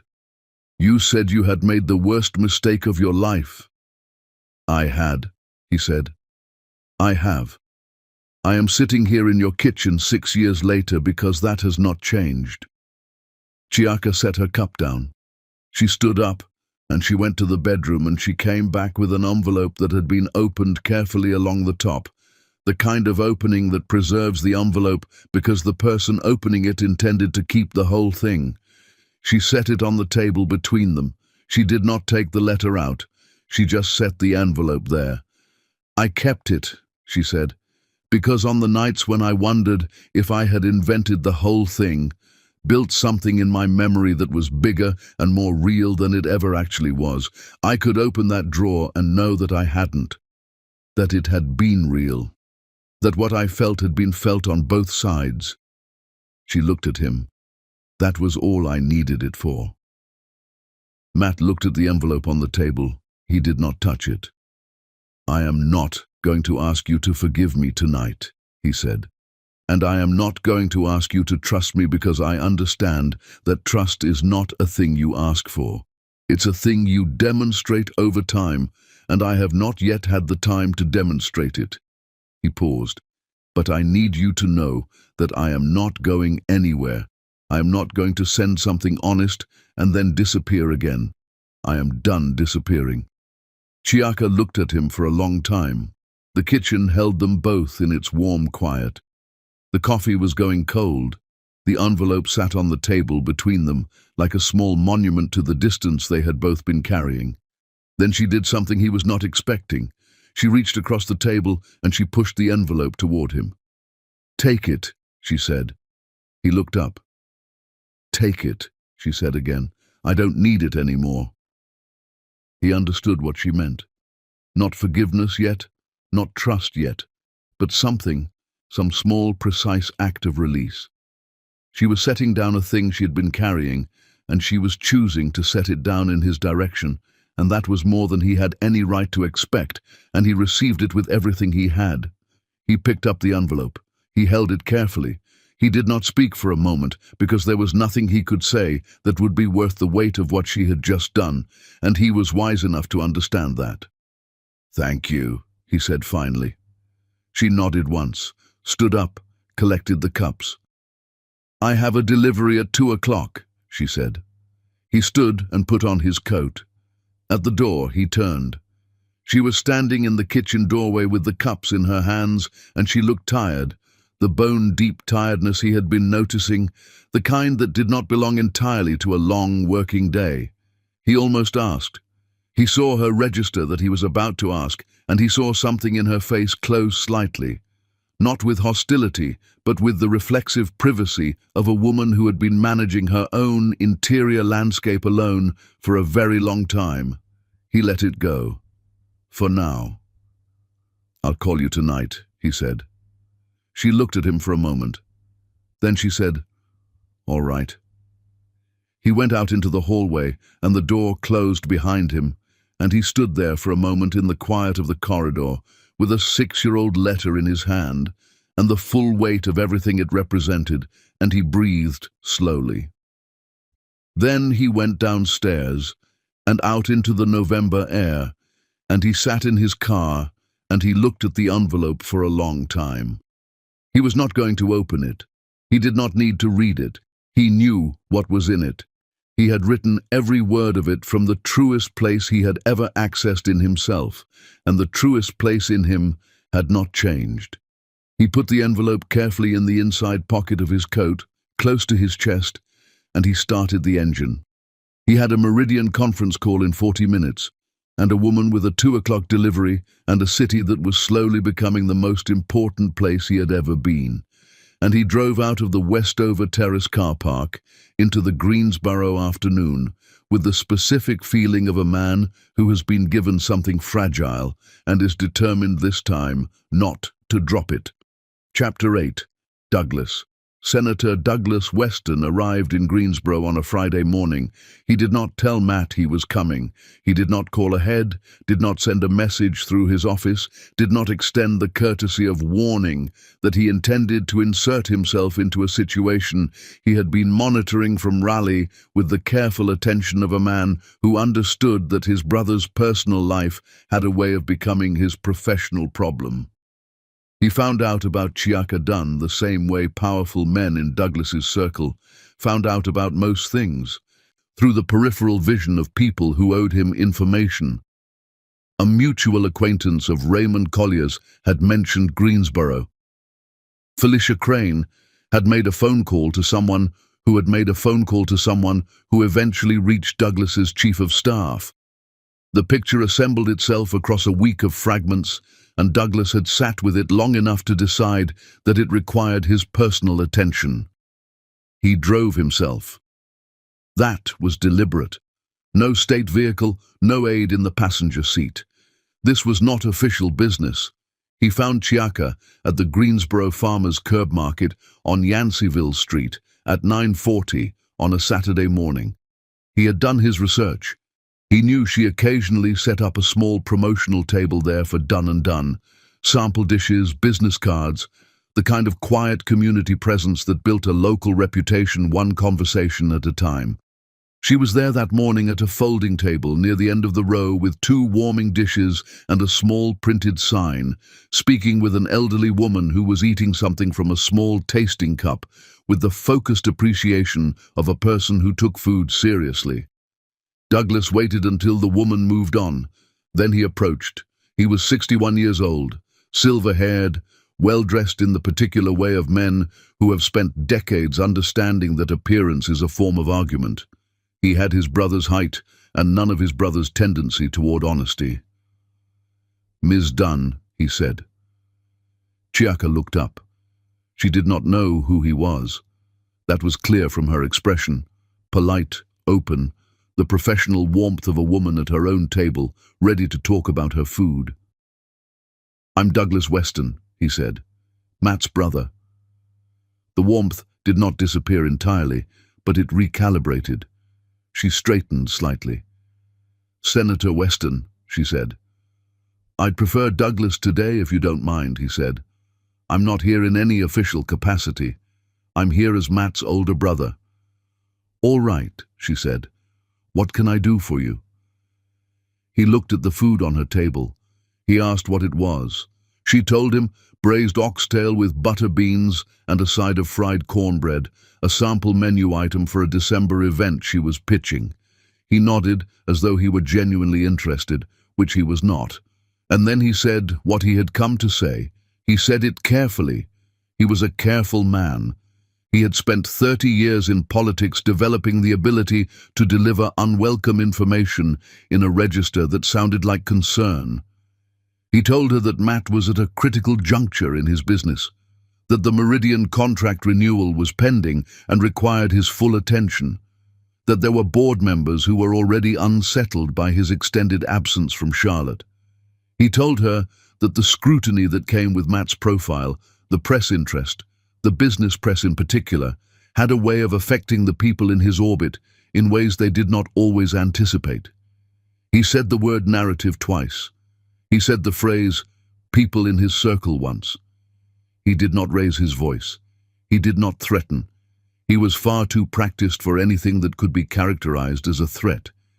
He simply explained reality as he had always defined it, in the measured tones of a man who believed that his definition of reality was the relevant one. Chiaka listened to all of it. She stood behind her table with her hands loosely at her sides, and she looked at him with an expression that gave nothing away and took everything in. She was a woman who had spent years working in rooms where other people set the terms and had learned, through long practice, to hear everything before she responded to any of it. When he finished, she was quiet for a moment. The market moved around them. Vendors and customers and the ordinary Saturday morning commerce of Yanceyville Street proceeding without interest in what was happening at the end of the row. "Senator," she said. "Douglas," he said. "Douglas," she said. "Can I ask you something?" "Of course." 6 years ago," she said, "when Matt was 28 and he had just gotten his first real contract and everything was starting to move for him." She paused. "Did you sit across from him and tell him that I wasn't the right fit for the life he was building?" Douglas said nothing. "Did you use the word narrative then too?" she said. "Or was it a different word that time?" The silence that followed was the most honest thing Douglas Weston had produced all morning. Chiaka nodded slowly. "Once." "I thought so," she said. She began covering one of her warming dishes with the deliberate movements of a woman who has decided a conversation is over but intends to close it on her own terms rather than the other person's. "I appreciate you coming in person," she said. "That took something. But I need you to understand that I am not a narrative problem. I am a person, and whatever Matt decides to do with his life is Matt's decision to make, not yours and not mine." She looked at him directly. "He made a decision 6 years ago that you were involved in. He is making a different one now. I haven't asked him to. I haven't encouraged him to. He is a grown man, and he gets to choose." Douglas looked at her for a moment. There was something in his expression that was not quite what he had arrived with. Something had shifted very slightly in the careful architecture of his face. "You're not what I expected," he said. "I know," she said. "I never am." He left. Chiaka watched him walk back through the market toward the car park, and she stood very still for a moment with her hand resting on the covered dish, and she breathed. She called Matt that afternoon. She told him everything, word for word, as precisely as she could reconstruct it. She had always had a good memory for conversations that mattered. Matt listened to all of it without interrupting. When she finished, there was a silence that had a different quality from his other silences. It was not the silence of a man processing information. It was the silence of a man arriving at a decision he had perhaps been approaching for some time and had now fully reached. "I'm sorry," he said. "I am genuinely sorry that he came to you. That was not acceptable." "He loves you," Chiaka said, "in his way." "That doesn't make it acceptable." "No," she agreed, "it doesn't." "I'm going to call him," Matt said. "Matt, Not to argue, he said. I'm past arguing with Douglas. I've been arguing with Douglas in one form or another since I was 22 years old, and it has never once changed anything. He paused. I'm going to call him to tell him that this is finished. His involvement in my personal life. His assessment of who belongs in it and who doesn't. All of it. Finished. Chiaka was quiet for a moment. You don't have to do that for me, she said. I'm not doing it for you, he said. I'm doing it because it is 6 years overdue, and because I'm tired of being a man who lets the wrong people make the right decisions for him. She said nothing. I'll call you after, he said. He called Douglas at 6 that evening. Douglas answered with the careful neutrality of a man who had been expecting the call and had prepared for several versions of it. Matt did not raise his voice. He never raised his voice with Douglas. Raised voices with Douglas were counterproductive because Douglas was extraordinarily comfortable with conflict and used other people's emotional temperature as information. Matt spoke quietly and completely. He told Douglas that what he had done, arriving in Greensboro, finding Chiaka, delivering that particular message in that particular way, was a repetition of the most damaging thing he had ever done, and that the first time had cost Matt 6 years and the most important relationship of his life, and that he had allowed it because he had been 28 years old and not yet the man he intended to be. He was 38 now. He told Douglas that he loved him and that love was not in question. What was in question was Douglas's continued belief that his judgment about Matt's personal life carried any authority whatsoever. It did not. It had not for some time. Matt had simply not said so clearly enough. He was saying so now. She is not a narrative problem, Matt said. She is the woman I love. She has been the woman I love for 10 years, including the 6 I wasted. You will treat her with the respect that requires, or you will find that I am as capable of distance as you have always accused me of being incapable of. Douglas was quiet for a long time. You're serious, Douglas said finally. Not a challenge, an observation. Completely, Matt said. Another silence. She handled herself well this morning, Douglas said. From what I could tell. She handles everything well, Matt said. That is who she is. Yes, Douglas said, and then, in a tone that was as close to humble as Douglas Weston's register permitted, I can see that. It was not an apology. Douglas did not produce apologies easily or quickly. But it was something. It was a man of 61 who had spent his entire adult life being the person who defined the terms of every situation, acknowledging, with minimal ceremony, that he had perhaps not been entirely right about this one. Matt said goodnight and ended the call. He sat in his hotel room in the quiet of the Friday evening, and he looked at the city through the window, and he felt something that he recognized after a moment as a particular kind of relief. Not the relief of a problem solved, but the relief of a thing finally said. Of a silence that had been accumulating for a decade, finally broken in the right direction. He picked up his phone. He called Chiaka. She answered on the 3rd ring. He could hear her kitchen again, that familiar ambient warmth of a woman who cooked the way other people breathed, though the act of preparing food for others was simply the natural expression of being alive. It's done, he said. She was quiet for a moment. Are you all right? She said. And there it was again, that instinctive, unguarded reaching toward the other person that was so completely Chiaka, so entirely her, that it arrived in his chest every time, like something he had not prepared for, even though he knew by now that he should always prepare for it.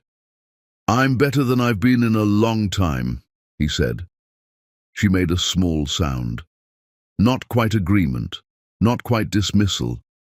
Something in between that meant she was listening and had not yet decided what to do with what she was hearing. I'm making jerk chicken, she said. There's enough. He was out the door in 4 minutes. Chapter 9. Almost. The jerk chicken was the beginning of it. Not of something new exactly, of something returning. Carefully, The way a plant returns after a hard winter, putting out one tentative shoot at a time, testing the air before committing to growth. Matt arrived at Chiaka's apartment on Westover Terrace that Friday evening, and she let him in without ceremony and set a plate in front of him at the kitchen table and sat across from him with her own plate, and they ate together for the first time in 6 years. They did not talk about Douglas. They did not talk about Felicia, or the Meridian contract, or the letter, or any of the weight they had been carrying toward each other for weeks. They talked about food, about the particular combination of Scotch bonnet and allspice that Chiaka had spent 2 years perfecting, about the supplier on Wendover Avenue who got his produce directly from 3 farms in Guilford County and whose sweet potatoes were, in Chiaka's considered opinion, the finest in the state of North Carolina. Matt ate everything on his plate, and then sat back and looked at her with an expression that was uncomplicated and genuine. "That is the best thing I have eaten in 6 years, he said. She looked at him steadily. "You said that about everything I ever cooked." "Because it was always true." She almost smiled. She turned it into something more neutral before it fully arrived, but he saw it. He filed it carefully away. He washed the dishes without being asked. She stood in the kitchen doorway, watching him run water over the plates, with the domestic ease of a man who was not performing helpfulness, but simply doing what needed doing, and she had the specific, unsettling feeling of something familiar returning to a space that had reorganized itself around its absence. She was not sure whether that feeling was welcome or alarming. Possibly both. He left at 10:30. At the door, he did not try to extend the evening. He said goodnight simply, and she said goodnight, and he went down the stairs, and she closed the door and stood in the hallway of her own apartment for a moment in the particular quiet that follows the departure of a presence that has filled a room. She pressed her hand against her side. The ache was there. It had been there all evening, low and persistent, the way it always was now, not sharp enough to stop her, just constant enough to remind her it existed. She breathed through it and went to bed and told herself she would deal with it after the Tanger Center event, after December, after things slowed down. Things were going to slow down. She told herself that too. The Greensboro Symphony benefit dinner at the Stephen Tanger Center for the Performing Arts on North Elm Street was the largest event Chiaka had ever catered. 220 guests, a 4-course menu, a service team of 6, which she had spent 3 weeks assembling from people she trusted. The contract had come through a board member of the symphony who had eaten her food at the Weatherspoon Art Museum event in October and had called her directly the following week. She had not told many people about it when she landed it. She had sat with it alone in her kitchen for about 20 minutes, very still, the way she sat with things that mattered too much to react to immediately. Then she had called Tawanda and said, in a voice she was working to keep level, "I got the Tanger Center." Tawanda had screamed for approximately 30 seconds. Matt found out from Chiaka herself on one of their evening phone calls, and he had said nothing for a moment and then said, "Tell me what you need," in the tone of a man who understood that the question was not about money. "Nothing," she said. "I have everything I need." "Tell me what you want then," he said. She thought about it. "Come to the setup," she said. "Not the event, just the setup. I want—" She stopped. "What?" he said quietly. "I want someone there who understands what it means," she said. "Tawanda will be there, but she'll be crying the whole time and that won't help." He laughed, a real one. She heard it land in the phone and felt it somewhere she was not quite ready to name. "I'll be there," he said. Setup day was a Thursday in the first week of December. The Tanger Center on North Elm Street was a building that commanded attention without requesting it. 3,000 seats, a lobby that opened like a held breath, acoustics that the symphony's musicians described with the reverence of people who understood what it meant to be heard correctly. The loading dock entrance where Chiaka's van pulled in at 7 in the morning was considerably less glamorous, but she had never needed glamour in a loading dock. She needed efficiency. She had that. Matt arrived at 7:45. He was in dark jeans and a plain sweater, and he walked into the backstage prep area and found her directing the arrangement of warming equipment with the focused authority she brought to every setup, and he simply said, "Where do you need me?" And she put him to work immediately. He carried things. He moved tables when she pointed. He followed her instructions without requiring explanation and without offering opinions she had not requested. Her team absorbed him without comment. He was the man who showed up and worked, and in a catering setup, that was all anyone needed to know. By noon, the prep kitchen was running. By 2 in the afternoon, the event space was laid, and Chiaka walked the room the way she always walked a finished room. Slowly, alone, checking every table setting and every centerpiece and every detail that her team knew she would check, because she had told them from the beginning that her name was on this event, and her name meant something. Matt stood at the edge of the room and watched her walk it. She moved down the long row of tables with her clipboard at her side and her eyes taking in everything, adjusting a fork here, straightening a napkin there, tilting a centerpiece vase by a degree that nobody else would have noticed was wrong. She moved carefully. She always moved carefully now. But in this room, on this day, she moved with a pride that was entirely unperformed and entirely earned, and it was the most beautiful thing he had seen in a long time.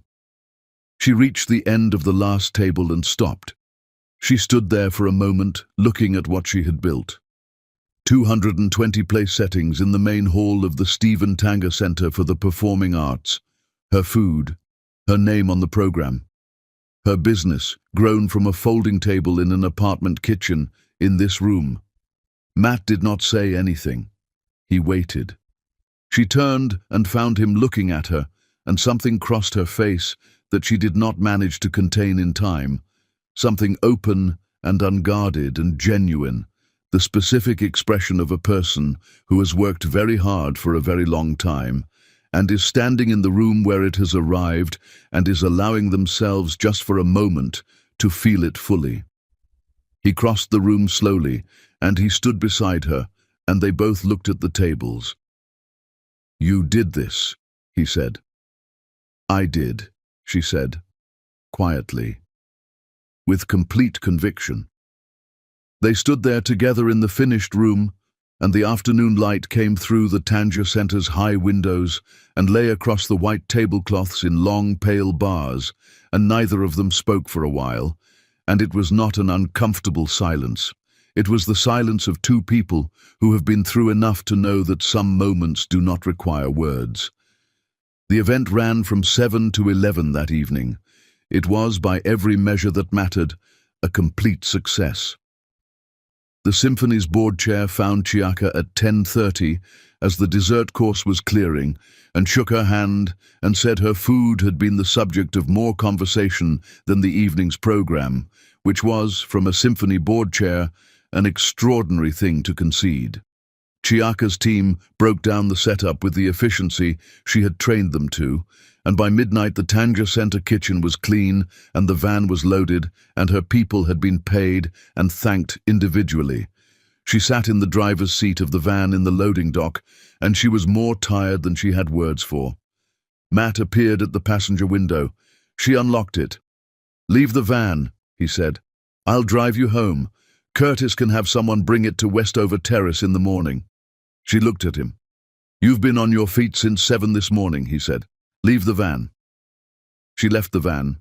He drove her home in his car through the December streets of Greensboro, and she sat in the passenger seat, with her head resting back and her eyes half closed, and the city moved past the windows in its quiet, late-night way. The downtown lights thinning as they moved west, the familiar streets of the Westover area arriving in their dark, orderly sequence. She did not fall asleep, but she was close. He pulled into the Westover Terrace car park and stopped the engine. She did not move immediately. "Come up," she said. Not an invitation weighted with implication, Just a woman who did not want to walk into an empty apartment after the biggest night of her professional life with no one to close the door with. He came up. She made tea. He stood in the kitchen and watched her move between the counter and the stove with the automatic ease of a woman in her own space, and he picked up a dish towel when she set 2 cups down, and she looked at him sideways. "You are going to ruin that sweater," she said. "I have other sweaters," he said. She made a sound that was almost a laugh, the most unguarded sound she had made in his presence since he had come back. She turned back to the mugs, and he dried the 2 spoons she had used and set them on the counter, and the kitchen was warm and quiet, and it felt, for the first time in 6 years, like something that was supposed to be. She reached for the mugs. Her hand stopped. She set both hands on the counter edge, and her head dropped slightly, and she went completely still. Not the stillness of someone resting, the stillness of someone absorbing something. "Chiaka," he said. "I'm fine," she said immediately. Automatic. The word she had been using for months. Chiaka. He was beside her, not touching, just there, in the way that mattered. "Look at me." She did not look at him immediately. She breathed, once, twice. Then she straightened and turned, and she looked at him, and he saw it, all of it. Everything she had been managing alone for months, visible for just a moment in her face before she could reconstruct the composure. "I'm going to call Tawanda," he said quietly. "Don't—" "I'm calling Tawanda," he said, with the same quiet flatness he had used with Felicia and with Douglas, the voice of a man who had reached the end of the distance between what he was willing to accept and what he was not. "And then we are going to figure out what is happening, together.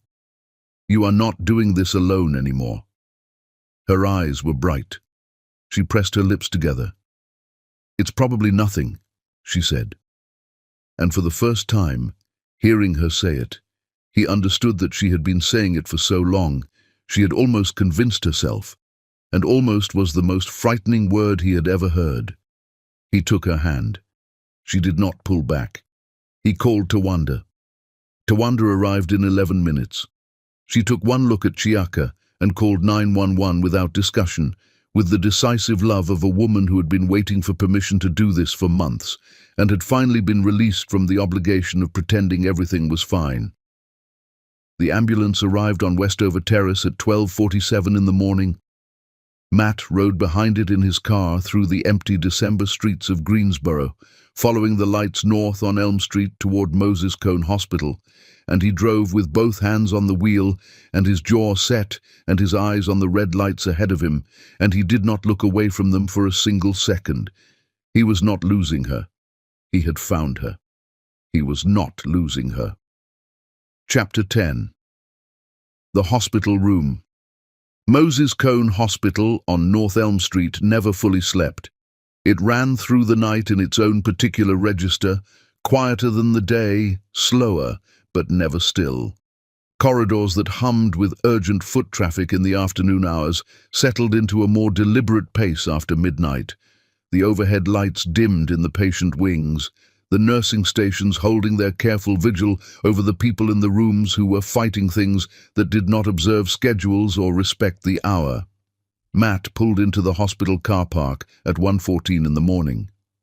He had followed the ambulance the entire way from Westover Terrace. He had not let it out of his sight. When it turned off North Elm Street into the emergency bay, he had parked in the nearest available space without caring what the sign above it said, and he had walked through the emergency entrance doors with the focused calm of a man who has narrowed the entire world down to one room and one person. Tawanda was already inside. She had ridden in the ambulance with Chiaka, holding her hand in the narrow space between the stretcher and the ambulance wall, talking to her steadily about nothing in particular. The Tanger Center dinner, the Symphony Board Chair's reaction, the sea base at the Green Valley Grill, because Tawanda understood that keeping Chiaka tethered to ordinary things was more useful than anything dramatic in that moment. She found Matt in the waiting area, and she looked at his face and said, "She's conscious. They're running tests." He sat down. He did not pace. He did not make calls. He sat in the plastic chair with his elbows on his knees and his hands joined, and he waited with the absolute stillness of a man who has decided that the only thing required of him right now is to be present, and he intends to be present with everything he has. Rohan arrived at 1:58. He had driven from his house on the east side of the city, and he came through the emergency doors with the particular controlled urgency of a man who has trained himself not to run in situations that require clear thinking. He found Tawanda first, and she told him what she knew, which was not much yet. Then he found Matt, and he sat down beside him, and neither of them spoke for a while. That was all right. They did not need to speak. They were two people who loved the same woman and were sitting in the same waiting room, and that was sufficient common ground for the moment. Beverly Dunn arrived at 2:23. She had driven herself from her house, and she came through the doors with 62 years of lived experience and 30 years of nursing at this very hospital, informing every step. She knew this building. She knew its corridors and its systems and the particular language its staff used when they were telling you something difficult. She had walked these floors as a professional for 3 decades. Walking them now as a mother was an entirely different thing, and she moved through it with the specific dignity of a woman who had learned to carry hard things without setting them down in public. She saw Matt sitting beside Rohan. She sat on his other side. He looked at her. She looked at him. She reached over and covered his clasped hands with one of hers for a moment. A brief, firm gesture that said more than she intended to say out loud. And then she sat back and folded her own hands in her lap and looked at the doors that led to the treatment area and waited. The doctor came out at 3:41. Her name was Dr. Renee Okafor. She was perhaps 45, composed and precise, with the manner of a physician who had delivered difficult information many times and had learned to do it with directness and humanity in equal measure. She asked who was family. Beverly said, "I'm her mother." Rohan said, "Her brother." The doctor looked at Matt. Matt said, "I'm the person who is going to make sure she has everything she needs, whatever that requires." Dr. Okafor looked at him for a moment. Then she nodded and included him without further question, which was either a professional accommodation or an accurate reading of the situation. Possibly both. She told them, cervical cancer, stage 3. It had been developing for some time. The symptoms Chiaka had been experiencing for months, the fatigue, the persistent pain she had been managing privately, the weight loss, all of it consistent with a progression that had been quietly advancing. While she explained it away, with the formidable creative energy she applied to every problem she decided was manageable alone. It was treatable. That was the word Dr. Okafor used first and used clearly. Treatable. Not easy, not without significant intervention and a difficult road, but treatable, with the right course of action, with the right team, with the resources to access the best available options. She had been admitted to the ICU as a precaution given the severity of her exhaustion and a secondary infection that had been compounding her condition. She was on a ventilator to support her breathing while they stabilized her. She was not in immediate danger of her life if they acted promptly and thoroughly. Beverly made a sound that was not a word. Rohan put his head in his hands. Tawanda stood with her arms wrapped around herself and looked at the ceiling for a moment with the expression of a woman who had known something was wrong for months and had not been wrong and did not feel any satisfaction in that whatsoever. Matt stood very still. He looked at Dr. Okafor and he said, "What is the best treatment available?" The doctor outlined the protocol: surgery, followed by a combination of chemotherapy and radiation, a course of treatment that would run several months and required consistent specialist involvement. Matt said, "What is the best treatment available anywhere in the country?" Dr. Okafor paused. "There is a specialist at MD Anderson Cancer Center in Houston," she said carefully. "Dr. Patricia Mensah. She runs a clinical protocol for stage 3 cervical cancer that has shown significantly better outcomes than the standard course. It is more aggressive. It requires the patient to be in Houston for extended periods." "Is she available?" Matt said. "She has a waiting list." "I understand that," Matt said. "I am asking whether it is possible to reach her. Tonight if necessary. Tomorrow morning at the latest."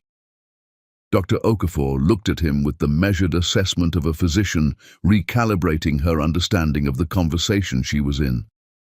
"I can make a call in the morning," she said. "Dr. Mensah and I trained together. I can reach her directly." "Please do that," Matt said. "Cost is not a factor. Travel is not a factor. Whatever Chiaka needs, wherever she needs to be, whatever the expense, none of that is a consideration. The only consideration is the best possible outcome for her." He said it quietly, without performance, without the self-consciousness of a man making a grand gesture. He said it the way he said everything that was simply true. The corridor was very quiet. Beverly was looking at him. Rohan had lifted his head from his hands and was looking at him. Tawanda was looking at him. Nobody said anything for a moment. Then Matt said to Dr. Okafor, "Can I see her?" The doctor led him through the doors. The ICU was a different world from the waiting room, quieter still and purposeful in its quiet. The measured sounds of monitors, the soft movements of the night nursing staff, the particular quality of a space devoted entirely to the serious business of keeping people alive. She was in the third room on the left. Matt stopped in the doorway. Chiaka lay in the hospital bed with the ventilator breathing for her in its steady mechanical rhythm. She was smaller than she looked when she was standing. That was the thing he was not prepared for.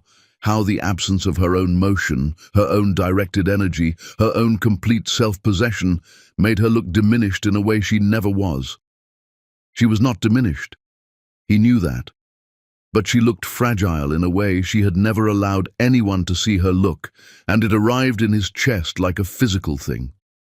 He stood in the doorway for a long moment. Then he walked to the chair beside her bed and he sat down. He took her hand. Her hand was warm. That was something. That was a great deal, actually. He held it in both of his, and he looked at her face. The face he had been carrying in a photograph for 6 years, currently still and unguarded in a way she would not have permitted if she had been conscious. And he felt something that had no adequate name in any language he knew. He bowed his head over her hand. He prayed. He did not pray silently. He was past caring about the nursing staff moving in the corridor or the monitors keeping their steady count or the particular vulnerability of a man on his knees in a hospital room. He prayed out loud in the plain, honest language of someone who had exhausted every other option and was talking directly to God with no intermediary and no prepared text. He asked for her life. He said he understood that he had no particular claim on grace, that he had made the choices he had made and had not been a man who deserved special consideration. He said he was not asking on his own behalf. He was asking on behalf of a woman who had spent her entire life building something real and caring for other people and carrying everything alone, and who deserved, more than anyone he had ever known, the chance to be cared for in return. He said he would spend every day of whatever came after this making sure she never carried anything alone again if God would give him the chance. He said, "Please." He was on his knees beside the chair, and his face was wet, and he did not wipe it, and he did not stop. When he lifted his head, the room was the same as it had been. The monitors continued, the ventilator continued. Chiaka lay still, and the December night pressed against the hospital window, and the city existed beyond it, in its sleeping, indifferent way. Beverly was standing in the doorway. She had come in quietly at some point during the prayer, and she had stood there and listened, and she was standing there still with her hands folded in front of her and her face composed in the way of a woman who has made a decision about something and is at peace with it. She came in and sat in the other chair on the far side of the bed. They sat together on opposite sides of her daughter, the mother and the man who loved her, and the night moved around them at its own pace. At some point, Rohan appeared in the doorway and looked in, and then went back to the waiting room without saying anything, because there was nothing to say that would add to what was already present in that room. At some point, Tawanda sat against the wall in the corridor outside and looked at the ceiling and let herself cry properly for the first time since the ambulance, which she felt she had earned. At 2 in the morning, Beverly went to get coffee from the machine at the end of the corridor. She brought back 2 cups and set one on the table beside Matt without a word. He looked up at her. She sat back down. She had been a nurse for 30 years. She had sat in rooms like this one many times, on the other side, the professional side, the side that maintained composure because someone had to. She had always believed in the truth that the people who stayed were the people who mattered, not the ones who sent flowers, not the ones who called and asked for updates, the ones who sat in the plastic chair and did not leave. Matt Weston had not moved from that chair. She looked at him across her daughter's bed, and she thought about the man who had sat at her kitchen table 6 years ago and chosen differently. And she thought about the man who was sitting in this hospital room at 2 in the morning with his daughter's hand in both of his, and she understood that these were 2 different men, even though they occupied the same body, and that the second man was the one she was looking at now. She did not forgive the first man entirely. That was Chiaka's work, not hers. But she was done being angry at him. She drank her coffee, he drank his. The night continued. At 3:47 in the morning, in the 3rd room on the left in the ICU of Moses Cone Hospital on North Elm Street in Greensboro, North Carolina, Chiaka Dunn's hand moved. Not dramatically, not with the sudden clarity of a television moment.